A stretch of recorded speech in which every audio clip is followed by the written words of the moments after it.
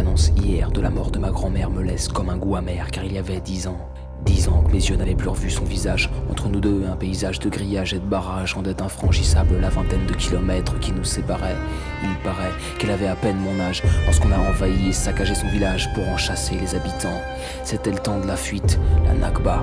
Et moi, un demi-siècle plus tard, je suis toujours otage de ce souvenir. Je vis là où ses pas l'ont porté, je porte le nom de réfugié, sans pays, sans travail, sans illusion. Et je crains, sans avenir, car nous traversons à présent une époque d'orage. Les nouveaux chefs de ceux qui sont venus ne sont désormais autres que nos assassins d'hier.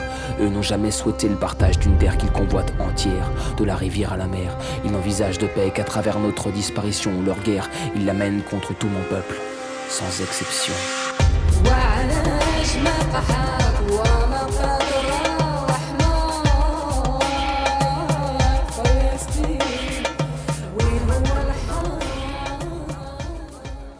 Les organisations palestiniennes de Gaza ont appelé aujourd'hui un jour de colère ou jour de rage, une journée de boycott partout dans le monde, au niveau international, pour qu'aujourd'hui nous puissions développer la campagne boycott des investissements sanctions des produits israéliens, qui est la réponse citoyenne non violente pour pouvoir appuyer le peuple palestinien.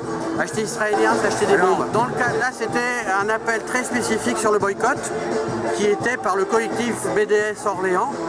Et dans le cadre unitaire, mercredi prochain à 19h, de toutes les associations, il y aura une veillée avec des bougies dans le cadre du soutien contre les bombardements de Gaza pour l'arrêt des bombardements. Oui. De la mort de ma grand-mère me laisse comme un goût amer, car il y avait 10 ans.